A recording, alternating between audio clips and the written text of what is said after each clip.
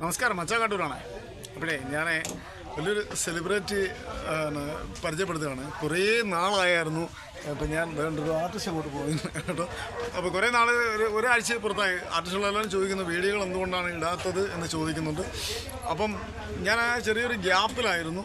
അപ്പോൾ അതാണ്ട് നമ്മുടെ മുന്നിൽ നിൽക്കുന്നത് ഒരുപക്ഷെ മലയാള സിനിമ, അതിലുപരി സീരിയൽ, അതിലുപരി നൃത്തനാടകം എന്ന് പറയുന്ന ഒരു കലാരൂപം ഏറ്റവും കൂടുതൽ അതിനകത്ത് എന്താ പറയുന്നത് ഒരു വമ്പൻ ട്വിസ്റ്റുകൾ കൊണ്ടുവന്ന അതുല്യ പ്രതിഭയായ ഒരു വ്യക്തിത്വമാണ്. അതിലുപരി എൻ്റെ ചേച്ചിയാണ്. ചേച്ചി ഇത് മച്ചാൻ മീഡിയ പ്രാക്ടീസ് എന്ന് പറയുന്ന ഒരു യൂട്യൂബ് ചാനലാണ്. അപ്പം ചേച്ചി ഈ ഒരു വേദിയിൽ വെച്ച് ഇൻ്റർവ്യൂ ചെയ്യാൻ കിട്ടിയത് ഏറ്റവും വലിയൊരു ഭാഗ്യമാണ്. ചേച്ചി നമ്മുടെ പ്രേക്ഷകരോട് രണ്ടു വാക്ക് സംസാരിക്കുക. അത് കഴിഞ്ഞിട്ട് നമുക്ക് വിശേഷങ്ങൾ പങ്കുവയ്ക്കാം. ഞാൻ ഇന്നിപ്പോൾ ഇവിടെ പ്രോഗ്രാമായിരുന്നു, മീനാക്ഷി ക്ഷേത്രത്തിൽ പ്രോഗ്രാം കഴിഞ്ഞിങ്ങനെ നിൽക്കുകയായിരുന്നു. എന്തായാലും വളരെ നല്ലൊരു ക്രൗഡായിരുന്നു. ഞാൻ കഴിഞ്ഞ വർഷം ഇവിടെ തൊട്ടപ്പുറത്ത് തന്നെ ഒരു ക്ഷേത്രത്തിലുണ്ടായിരുന്നു. ഇപ്രാവശ്യം അതിനോട് ചേർന്ന് തന്നെ മറ്റൊരു അമ്പലത്തിൽ വരാൻ പറ്റി. നല്ലൊരു ക്രൗഡായിരുന്നു, നല്ല സപ്പോർട്ടായിരുന്നു ഓഡിയൻസൊക്കെ. നാഗവല്ലി മനോഹരി എന്ന പ്രോഗ്രാമുമായിട്ടാണ് ഇവിടെ വന്നത്. ഞങ്ങൾ ഫുൾ ടീം ഉണ്ട് ഇവിടെ. ഇപ്പം പ്രോഗ്രാം കഴിഞ്ഞു. ഇത് പേരൂര് കരുനല്ലൂർ മീനാക്ഷി വിലാസം ക്ഷേത്രമാണ്. അതെ. ഇവിടെ പ്രത്യേകിച്ച് കൊല്ലം ജില്ലയെ സംബന്ധിച്ച് അറിയാമല്ലോ, ഓഡിയൻസിന്റെ ഒരു പ്രത്യേകത കലാകാരന്മാരുടെ കേന്ദ്രമാണല്ലോ കൊല്ലം. കലാകാരന്മാരുടെ അത് മാത്രമല്ല, ഈ കൊല്ലം ഏരിയയിൽ നമുക്ക് പ്രോഗ്രാം ചെയ്യുമ്പോൾ ഒരു പ്രത്യേക എനർജിയാണ്. നമ്മുടെ ഓഡിയൻസും. ഞാൻ തന്നെ വരുന്നതെന്ന് പറഞ്ഞാല് നിങ്ങളുടെ ഈ ചങ്ങനാശ്ശേരി ജയകേരള തുടങ്ങുന്ന സമയത്ത് ചേച്ചി വർഷങ്ങൾക്ക് മുൻപ് ഞങ്ങളുടെ ഇപ്പൊ ഉത്സവം നടന്നുകൊണ്ടിരിക്കുകയാണ്. ഇതേ സമയത്ത്, അതായത് മരുതൂർ ശ്രീ ഭദ്രകാളി ക്ഷേത്രത്തിൽ ചേച്ചിയുടെ ആദ്യത്തെ ഒരു ആദ്യത്തെ ഒരു നൃത്തനാടകം ഉണ്ടായിരുന്നല്ലോ. എന്താണെന്ന് എൻ്റെ പേര് എനിക്ക് ഓർമ്മയില്ല. അന്ന് ഫുള്ള് നൃത്തമാണ് അതിനകത്ത്. അപ്പം അന്ന് ഇപ്പം അവിടെ ഉത്സവം നടന്നുകൊണ്ടിരിക്കുകയാണ്. അപ്പം ഞാനിപ്പോൾ അവിടുത്തെ ആൾക്കാർ നമ്മുടെ സുഹൃത്തുക്കളോട് പറഞ്ഞതേ ഉള്ളൂ, ഞാൻ ഇന്നടത്ത് ചേച്ചി കാണാൻ വരികയാണ് എന്ന് പറഞ്ഞു. ചേച്ചി ഈ എന്താ പറയുന്നത്, ഈ വേഷപ്പകർച്ച ടക്ക് എന്നും പറഞ്ഞൊരു സംഭവം ചേച്ചി, അതെങ്ങനെയാണ് സംഭവം? അതിൻ്റെ ഒരു എക്സ്പീരിയൻസ് എന്താണ്? അതാണ് ഞങ്ങളുടെ ട്രിക്കാണ്. അതല്ല ഞാൻ ചോദിച്ചത്. ഇപ്പോഴത്തെ ഒരു പക്ഷേ ആർട്ടിസ്റ്റുകൾക്ക് മനസ്സിലാക്കാൻ പറ്റാത്തൊരു സംഭവമാണ് വേദിയിൽ ഇങ്ങനെ ടപ്പേന്നും പറഞ്ഞ് ഈ ഒരു എന്താ പറയുന്നത്, എല്ലാ പ്രോഗ്രാമിനും ഓഡിയൻസ് ചോദിക്കുന്ന ഒരു ചോദ്യമാണ്, എങ്ങനെ ഇത്ര പെട്ടെന്ന് മാറി വരാൻ പറ്റും എന്നുള്ളത്. എൻ്റെ കഴിവല്ല ആക്ച്വലി. ഞാൻ തന്നെ വിചാരിച്ച് ഇത്രയൊന്നും. എൻ്റെ കൂടെ കുറേ എൻ്റെ സ്റ്റുഡൻസും അവരുടെയൊക്കെ സപ്പോർട്ട് കൊണ്ട് നമ്മൾ പെട്ടെന്ന് അത് ഇപ്പോഴത്തെ ഓരോ എന്താണ് ഇതുണ്ടല്ലോ. ഇപ്പം റെഡിമെയ്ഡ് സാരീസ് കിട്ടുന്നുണ്ട് നമുക്ക്. ഇപ്പം റെഡിമെയ്ഡ് സാരി കിട്ടും. ഇപ്പം എന്ന് പറഞ്ഞ പോലെ തന്നെ ഞങ്ങൾ അങ്ങനത്തെ കുറേ അലുകുലത്ത് പണികളൊക്കെ ചെയ്തിട്ടാണ് ശരിക്കും ഇത്ര വിത്തിൻ സെക്കൻഡ്സ് കൊണ്ട് ഞങ്ങൾ അലുകുലത്ത് പണിയെന്ന് പറയരുത്. കാരണം എന്താണെന്ന് അറിയാമോ, ഇത് ഓഡിയൻസ് പെട്ടെന്ന് ക്യാച്ച് ചെയ്യും. അല്ല, ഞാൻ ഉദാഹരണമാണ് പറഞ്ഞത്. ഇപ്പൊ റെഡിമെയ്ഡ് സാരീസ്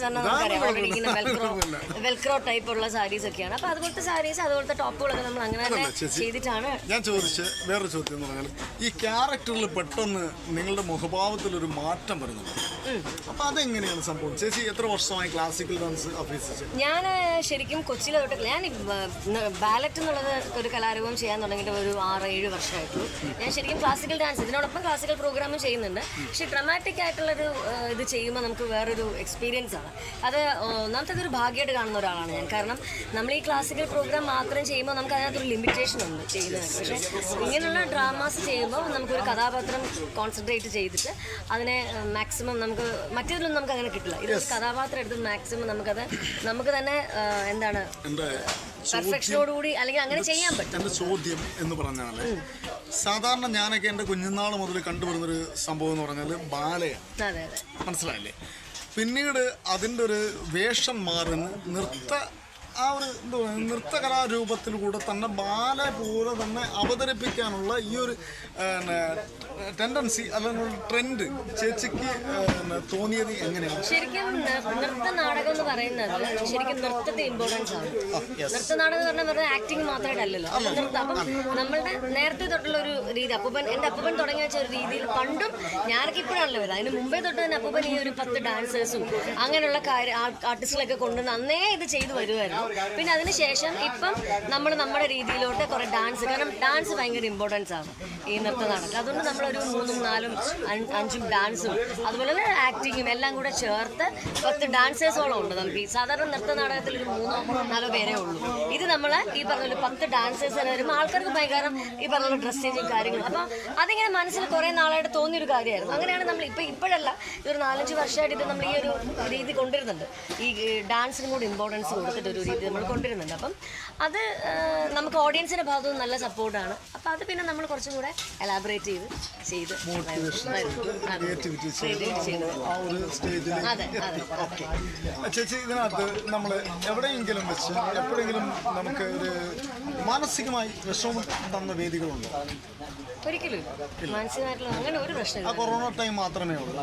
കൊറോണ സമയം എല്ലാ കലാകാരന്മാർക്കും ഒരു ക്ഷീണമുള്ള സമയമായിരുന്നു. അതിപ്പം നമ്മള് കലാകാരന്മാർ ഇപ്പോഴും അത് ആ ഒരു സംഭവം അനുഭവിച്ചുകൊണ്ടിരിക്കുകയാണ്. ഇപ്പൊ 10 മണി വരെ പ്രോട്ടോകോളും കാര്യങ്ങളും ഒക്കെ ആയില്ലേ. പക്ഷെ അതിനെ കുറിച്ച് ചേച്ചിയുടെ അഭിപ്രായം എന്താണെന്ന് ചേച്ചി? ആ പ്രോട്ടോകോളിനെ കുറിച്ച് ഒരു 10 മണി വരെ സ്റ്റേജ് പ്രോഗ്രാം ചെയ്യാവൂ എന്ന് പറയുന്ന ഒരു പ്രോട്ടോകോൾ. അത് ശരിക്കും പറഞ്ഞാൽ 2 രീതിയിൽ നമുക്ക് എടുക്കാം. ഒന്ന്, നമുക്ക് നേരത്തെ പ്രോഗ്രാം ചെയ്യുമ്പോൾ നമുക്ക് കുറച്ചും കൂടി ഒരു എന്താണ്, നമ്മൾ ഫ്രഷ് ആയിട്ട് വരുന്നു, മേക്കപ്പ് ചെയ്ത് പ്രോഗ്രാം ചെയ്യും 7:30 ആ ഒരു സമയം നമുക്ക് കുറച്ചുകൂടി എനർജി വരും ആ ഒരു ടൈം. പിന്നെ നമ്മൾ ലേറ്റ് ആകുമ്പോഴും നമ്മൾ ഇരുന്ന് മേക്കപ്പ്, എന്തായാലും മേക്കപ്പ് ചെയ്യുമ്പോൾ 2 മണിക്കൂർ 3 മണിക്കൂർ നമ്മൾ റെഡി ആയിട്ടിരിക്കും. അത് നമ്മളിങ്ങനെ ഇരുന്നിരുന്ന് ടയേർഡായിട്ട് വരുന്നതിൻ്റെ ചില പ്രശ്നങ്ങളുണ്ടോന്ന്. രണ്ടാമത് ഈ പറഞ്ഞ പിന്നെ എന്താണ്, ചില സ്ഥലങ്ങളിൽ ആ ഒരു രീതി ഇപ്പോൾ ഉണ്ട്. ഇപ്പം നമ്മൾ ചിലയിടത്ത് കളിയുമ്പോൾ നമുക്ക് 12 മണിയും 1 മണി വരെയൊക്കെ ആകുന്നുണ്ട്. ചിലയിടത്ത് ഈ പറഞ്ഞ പോലെ നേരത്തെ നടത്തണം എന്നുള്ളൊരു പ്രോട്ടോകോൾ അനുസരിച്ച് ചെയ്യുന്നുമുണ്ട്. അപ്പം എനിക്ക് അങ്ങനെ ഒരു ശരിക്കും പറഞ്ഞാൽ 2ഉം നല്ല രീതി, കാരണം ഓഡിയൻസ് അങ്ങനെ കുറവായിട്ടൊന്നും എനിക്ക് തോന്നുന്നില്ല. പിന്നെ ഏറ്റവും കൂടുതൽ നമ്മളെ അപ്രിഷ്യേറ്റ് ചെയ്യുന്ന ഡിസ്ട്രിക്ട്, പിന്നെ ആഘോഷങ്ങൾ ആരവങ്ങളാക്കുന്ന ഡിസ്ട്രിക്ട് ചേച്ചിക്ക് ഏറ്റവും കൂടുതൽ ഫീൽ ചെയ്തിട്ടുള്ള ഡിസ്ട്രിക്റ്റാണ്? അല്ല, അങ്ങനെ പറയാൻ പറ്റില്ല. എല്ലാ ഡിസ്ട്രിക്റ്റിലും ഭയങ്കര ആൾക്കാർ ഭയങ്കര സപ്പോർട്ടാണ്. ഏറ്റവും കൂടുതൽ പ്രോഗ്രാം ചെയ്യുന്ന ഏത് ഡിസ്ട്രിക്റ്റിലാണ്? ഏറ്റവും കൂടുതൽ ചെയ്യുന്നത് എനിക്ക് തോന്നുന്നു കൊല്ലം, പാലക്കാട്. കൊല്ലം തന്നെ കൂടുതൽ പറയാം. പിന്നെ കൊല്ലം ഏറ്റവും കൂടുതൽ ക്ഷേത്രങ്ങളുള്ളത് കൊല്ലത്തെ ഓഡിയൻസ്. ഞാൻ അതാണല്ലോ ആദ്യം പറഞ്ഞത്. അത്രയും നല്ല സപ്പോർട്ട് തരുന്ന ഒരു ഓഡിയൻസ് ആണ് കൊല്ലം ഡിസ്ട്രിക്റ്റിലുള്ളത്. അപ്പം എനിക്ക് ഏറ്റവും കൂടുതൽ പ്രോഗ്രാംസ് ഈ ഭാഗത്തുനിന്നാണ്. അതുകൊണ്ട് തന്നെ ഭയങ്കര എനർജിയാണ്. ഞാൻ ആദ്യം അതുകൊണ്ടാണ് പറഞ്ഞത്, ഇവിടെ ഈ ഒരു കൊല്ലം ഏരിയയിൽ പ്രോഗ്രാം ചെയ്യുമ്പോൾ ഒരു പ്രത്യേക എനർജിയാണ്. അത് ആ ഓഡിയൻസിന്റെ ഒരു സപ്പോർട്ട് കൊണ്ട് മാത്രമാണ് നമുക്ക് അങ്ങനെ ഫീൽ ചെയ്യുന്നത്. പിന്നെ ചേച്ചി, ഒരു ചോദ്യം, ഈ കലാഫീൽഡിലേക്ക് നമ്മൾ ഏതൊരു വ്യക്തിയും വരുന്നത്, ഏതൊരു ആർട്ടിസ്റ്റും വരുന്നതിനകത്ത് പ്രത്യേകതയുണ്ട്. ഒരുപാട് ത്യാഗങ്ങൾ സഹിക്കും. ഇപ്പം ചേച്ചി അപ്പൂപ്പൻ്റെ കാര്യം പറഞ്ഞു. അപ്പൂപ്പൻ്റെ പേര് നമ്മുടെ തൃപ്പൂണിത്തുറ അരവിന്ദാക്ഷ മേനോൻ. അപ്പൂപ്പനാണ് ശരിക്കും കേരളത്തിൽ ബാലെ എന്നുള്ള കലാരൂപം മലയാളത്തിൽ കേരളത്തിൽ ഇൻട്രൊഡ്യൂസ് ചെയ്യുന്ന എൻ്റെ ഗ്രാൻഡ് ഫാദർ. ഞങ്ങളിപ്പം 65 വർഷമായിട്ട് നമ്മളിപ്പോഴും ആ സ്ഥാപനം, അപ്പൂപ്പൻ്റെ കാലത്തിന് ശേഷം എൻ്റെ അമ്മ, ഞങ്ങളാണ് ഇപ്പോൾ ഇത് നടത്തിക്കൊണ്ട് പോകുന്നത്. അതാണ് അപ്പൂപ്പൻ്റെ ഒരു പാരമ്പര്യം. ബാലയുടെ തുടക്കം, അതായത് അച്ഛൻ, എൻ്റെ അച്ഛൻ പറഞ്ഞു തന്നിട്ടുണ്ട്, തൃപ്പൂണിത്തുറ അരവിന്ദാക്ഷനാണ് ആദ്യമായി ബാല, അതായത് എൻ്റെ അച്ഛൻ ഒരു സൈക്ലജ്ഞ കലാകാരനാണ് കേട്ടോ. അപ്പം എൻ്റെ അച്ഛനാണ് എനിക്ക് പഠിപ്പിച്ചു തന്നത്. ബാല എന്ന് പറയുന്ന കലാരൂപം ആദ്യമായി കേരളത്തിൽ ഫോം ചെയ്തത് തൃപ്പൂണിത്തുറ അരവിന്ദാക്ഷമേനോൻ എന്ന് പറയുന്ന അദ്ദേഹമാണ് എന്ന് പറയുന്നു. ഓക്കെ, അപ്പം ഞാൻ ചേച്ചിയെടുത്ത് ചോദിച്ചത്. എനിക്കറിയാമായിരുന്നു, എങ്കിലും ചേച്ചി ഒന്ന് പറയുമോ എന്നറിയാൻ വേണ്ടി ചോദിച്ചാണ്. ചേച്ചി ഒരുപാട് സന്തോഷം കേട്ടോ, ഇച്ചിരി സമയം നമ്മളോടൊപ്പം സ്പെൻഡ് ചെയ്തതിന്. അതിലുപരി ചേച്ചി, എൻ്റെ ചാനലിലെ എല്ലാവർക്കും നല്ലൊരു ആശംസ കൊടുക്കുക. എല്ലാവരും ഇതൊന്ന് സബ്സ്ക്രൈബ് ചെയ്യുക, ലൈക്ക് ചെയ്യുക, മാക്സിമം ഷെയർ ചെയ്യുക. നല്ലൊരു ആങ്കറാണ് എന്തായാലും. അപ്പോൾ എന്തായാലും ഒത്തിരി സന്തോഷം വിശേഷങ്ങൾ പങ്കെടുക്കാൻ സാധിച്ചത്.